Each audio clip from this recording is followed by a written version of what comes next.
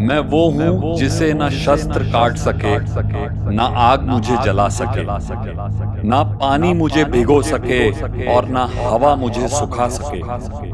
मैं आत्मन हूँ, अजर, अमर और शाश्वत। जैसे मनुष्य कपड़े बदलता है, मैं शरीर बदलती हूँ। मुझ में कुछ नहीं बदलता, सिर्फ इस जन्म में और अगले जन्म में मेरा रंग रूप बदलता है।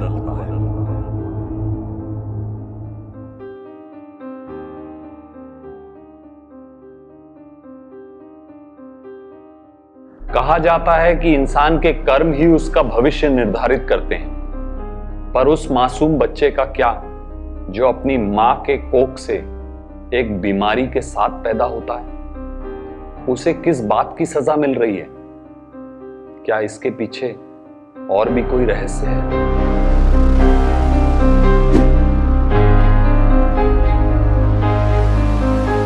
हमने कई बार देखा है कि कुछ लोगों को ऊंचाइयों से डर लगता है, कुछ लोगों को पानी से, आग से।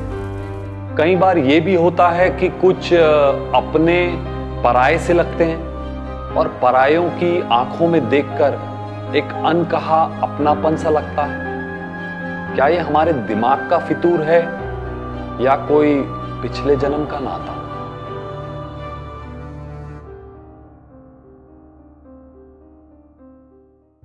ईश्वर ने जब इंसान के दिमाग की रचना की तो एक ऐसी व्यवस्था की कि जब इंसान इस जन्म में प्रवेश करता है तो पिछले जन्म की सारी जानकारियां भुला देता है। इसको रचना इसलिए भी किया गया कि अगर आप एक दिन की सारी जानकारी अपने दिमाग में रखेंगे तो आपको एक पागलपन सा महसूस होगा।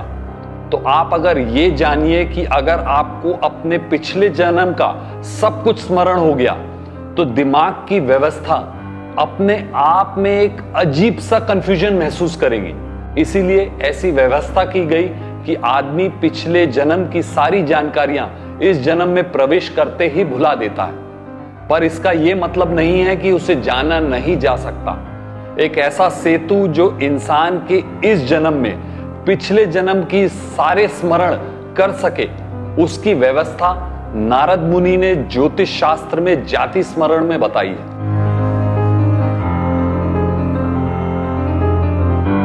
आजकल अगर आप मॉडर्न व्यवस्था को देखें तो बहुत सारे ऐसे सेंटर्स खुल गए हैं जहां पास्ट लाइफ रिग्रेशंस किए जाते हैं, हिप्नोथेरेपीज की जाती है।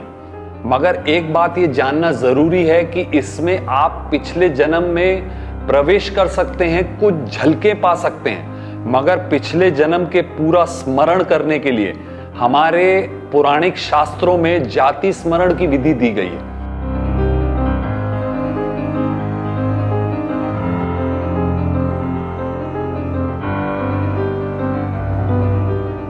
जाति स्मरण की विधियों को समझें तो जाति स्मरण करना मतलब अपने पिछले जन्म को जानने जैसा है। जब आप अपने पिछले जन्म को जानते हैं तो उसमें घटित हर घटना को एक स्मरण के रूप में आपके दिमाग में ये बातें घर कर जाती हैं। सो जाति स्मरण जानने के लिए पहले अपने दिमाग को उस तरह की आध्यात्मिक रूप से तैयारियां की जाती हैं और फिर जाति स्मरण में प्रवेश किया जाता है। कहा जाता है कि भविष्य शास्त्र को पूरा समझने के लिए जाति स्मरण एक अहम हिस्सा है। बिना जाति स्मरण को जाने हुए, बिना पिछले जन्म के कर्मों को जाने हुए इंसान का भविष्य बताना उतना ही भविष्यकारियों के लिए मुश्किल साबित होता है। इसलिए अगर आप ज्योतिष शास्त्र को पढ़ें तो एक अच्छा ज्योतिष वही है जो आपके जाति स्मरण को ध्यान में रखते हुए आपकी आने वाली भविष्यवाणियां करता है। तो क्या पिछले जन्म के बारे में हम अपनी कुंडली में अपनी राशियों के द्वारा अष्टम भाव से जान सकते हैं? तो हाँ, बिल्कुल जान सकते हैं। और ये कुंडली का एक बहुत ही गूढ़ बात है कि जब तक आप कुंडली में अष्टम भाव की विवेचना नहीं करेंगे, अष्टम मृत्यु कारक के बारे में नहीं जानेंगे, तो आप इसके बारे में नहीं बता सकते हैं।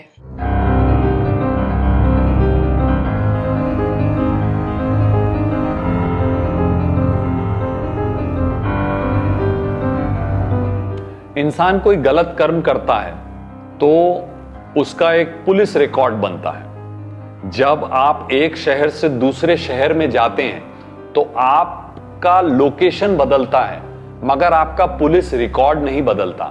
इसी प्रकार जब इंसान एक जन्म से दूसरे जन्म में प्रवेश करता है तो उसका सिर्फ स्थान बदलता है, उसका रंग रूप बदलता है, बट उसके कर्मों का लेखा जोखा जो उसकी आत्मा में स्मरण और संस्कार के रूप में छप गया है वो नहीं बदलता।